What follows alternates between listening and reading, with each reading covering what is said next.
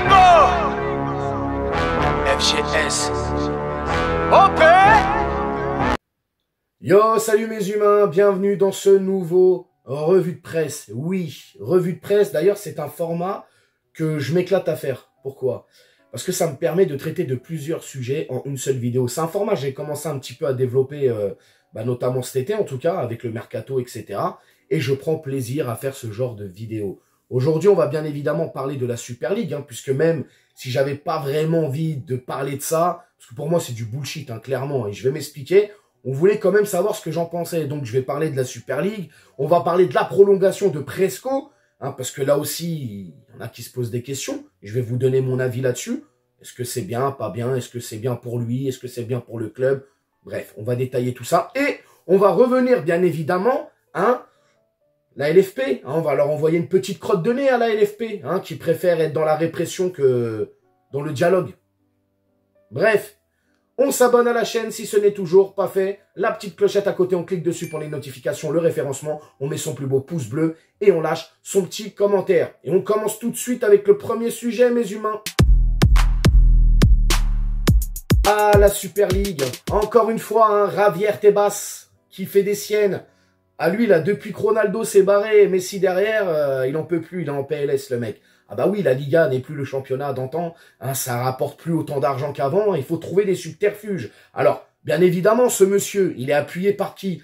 Par Florentino Pérez, le président du Real Madrid, et aussi le Barcelone, pardon, excusez-moi. Donc, tu te doutes bien, ces gens-là, ils se connaissent, ils sont entre eux, ils veulent encore une fois mettre des bâtons dans les roues de l'UEFA. Moi, j'ai un problème avec la Super League, les gars.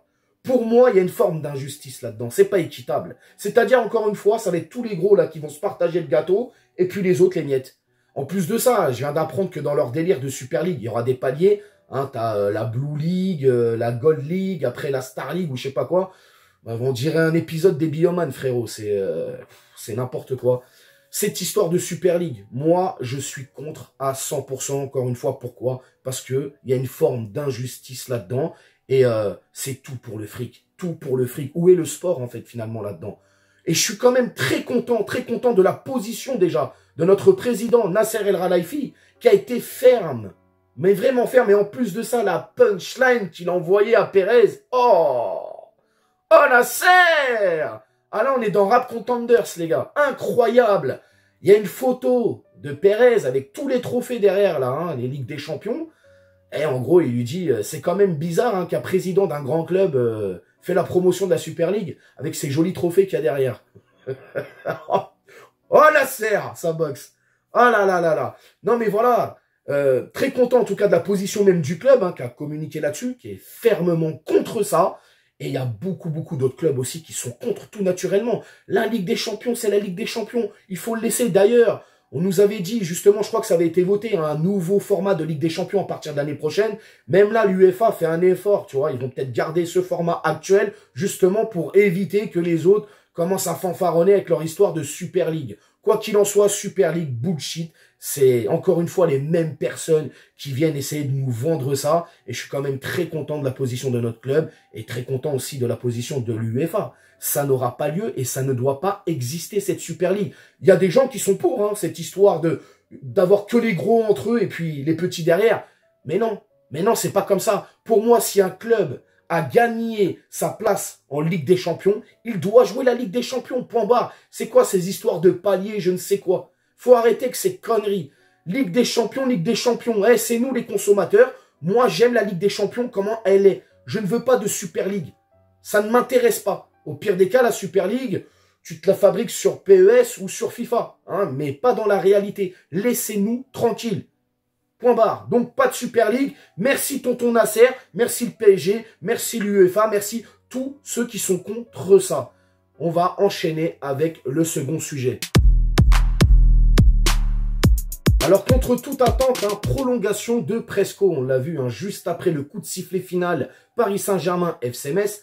Match qui comptait pour cette dernière journée avant la trêve hivernale, la 17e journée. On voit tous sur les réseaux sociaux, communication exceptionnelle, prolongation, Kimpembe au Paris Saint-Germain jusqu'en 2026. Alors certains ont bondi de leur chaise, comprennent pas, joueur blessé. Là, on apprend qu'il va peut-être se faire réopérer du talon d'Achille, ce qui fait que ça va être repoussé la saison prochaine. Donc, c'est-à-dire qu'il va pas reprendre en 2024. Il va reprendre la saison prochaine.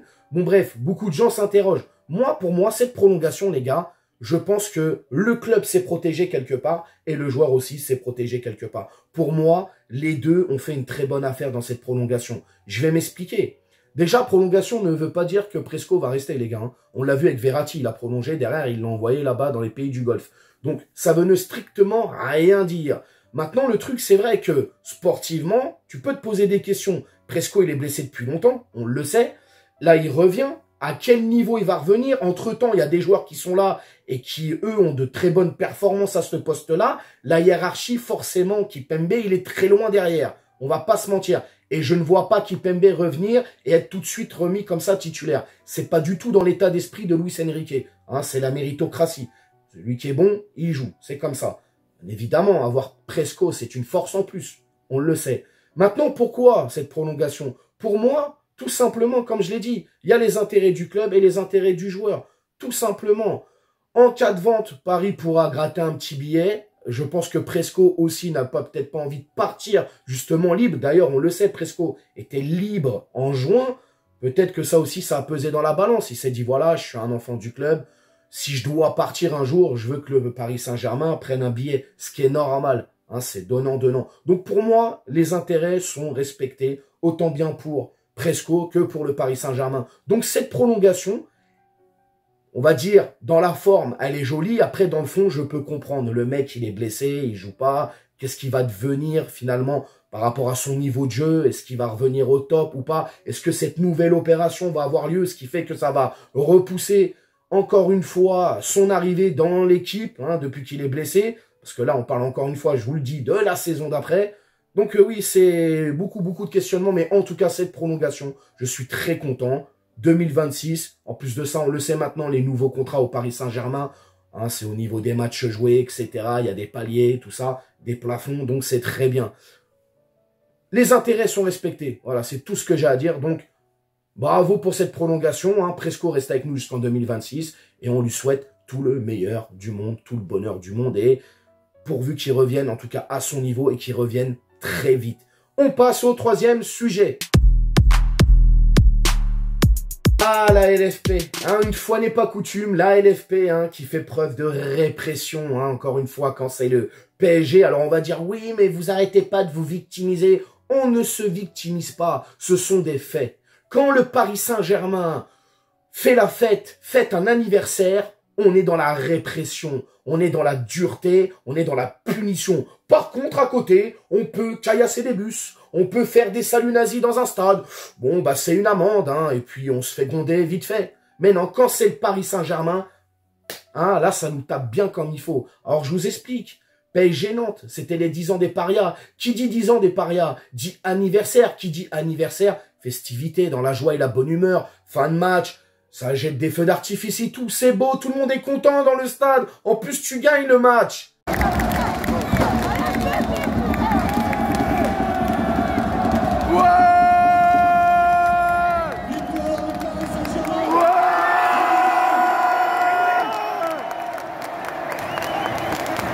Ici c'est Paris. Ici c'est Paris. Ici c'est Paris. Bien sûr. Mais non, la LFP, t'as pas le droit. Hein? Comme on est dans un pays qui n'a aucune culture football, disons les termes les gars, la France n'a pas de culture football, la France n'est pas un pays de sport. En France, on fabrique de grands sportifs, mais nous ne sommes pas un pays de sport, qu'on le veuille ou non, et surtout pas un pays de culture football. On n'est pas en Espagne, on n'est pas en Italie, en Angleterre, même en Allemagne. Hein, chez nos voisins allemands, ils savent là-bas, ils ont une culture football, nous ici on n'en a pas. On est dans la répression, on n'est pas dans le dialogue. Au lieu de s'asseoir à une table, discuter, trouver des solutions, qu'est-ce qu'on fait? On réprimande, on punit tout de suite, on ne discute pas. Et là, pour cet anniversaire, donc pour un anniversaire, hein, soi-disant, c'est le craquage en fait, mais c'est parce que c'est le PSG, ça dérange. Donc pour cet anniversaire-là, on est puni, voilà. Hein, tous les groupes du CUP hein, sont punis. Interdiction contre Brest, fermée. Et contre Lille, voilà, à domicile. Bravo la LFP, c'est bien. C'est bien, mais bon, ça m'étonne pas quand tu vois qui est à la tête de cet organisme, hein, l'ancien de l'OM, là.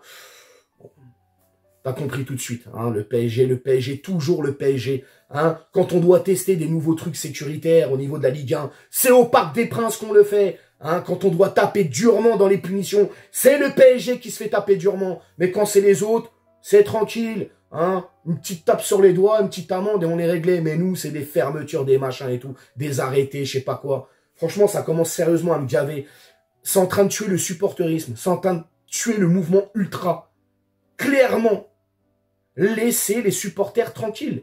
Laissez-nous tranquilles. On faisait la fête, bordel. On n'a rien fait de mal. Il n'y a pas eu mort d'homme, il n'y a rien eu du tout. Pas d'incident, rien. Juste une fête d'anniversaire, quoi. Et on se fait punir pour ça. Mais c'est honteux. Et tous les moyens sont bons pour soutirer de l'argent au PSG. À la moindre petit truc qui ne va pas pour la LFP. Moi, je suis désolé, mais moi, ça me met hors de moi, ces trucs-là. Je ne sais pas ce que vous en pensez, vous, les gars. Mais ça me met en colère. Ça me met en colère, ces trucs-là. C'est ce 2 poids, 2 mesures. 2 poids, 2 mesures. Vraiment. C'est vraiment le terme. Donc voilà. Encore une fois, nous, supporters, ultra, on est punis, hein, pour un anniversaire. Voilà, tout simplement. Et puis quand c'est les autres, bon, bah, on est tranquille. Hein, on est dans la douceur. On est peut-être des fois même dans le dialogue, tu vois, mais avec nous, ça veut pas dialoguer. Pas de souci. Bref. Voilà, c'était mon petit coup de gueule concernant ça. Il y a aussi, bien évidemment, on l'a vu, hein, je vais pas oublier ce qui s'est passé PSG-Metz, hein, côté Boulogne, où tu as le groupe Bloc Parisis qui s'est réuni en haut de Boulogne, tranquillement entre eux, ça chante, tout ça et tout, et puis là, les stewards qui les ont sortis, machin, nan, nan, c'est n'importe quoi. Laissez les supporters, bordel de merde. Les mecs viennent chanter, et ils ont frappé personne, ils ont insulté personne, ils ont rien fait, les gars. Ils sont là, ils sont venus chanter. Et ça les dégage comme des malpropres. Moi, je suis pas d'accord avec ça. Et ça, cette politique au PSG aussi, il faut que ça change. À un moment donné, c'est pas bon. C'est pas bon, les gars. Donc, voilà. Vous allez me dire ce que vous avez pensé de cette revue de presse, hein, point par point, sujet par sujet. Vous me dites tout en commentaire. N'hésitez pas à vous abonner, partager, liker. Puis on s'attrape, bien évidemment, pour une prochaine vidéo. Ciao. On t'a fait une Lugano, c'est que tu t'es pris une banane. Pas de gauche à la néné, nettoyeur de lucarne, nique sa mère, les foutiques, c'est l'UTES que j'incarne. Paris Capital et la...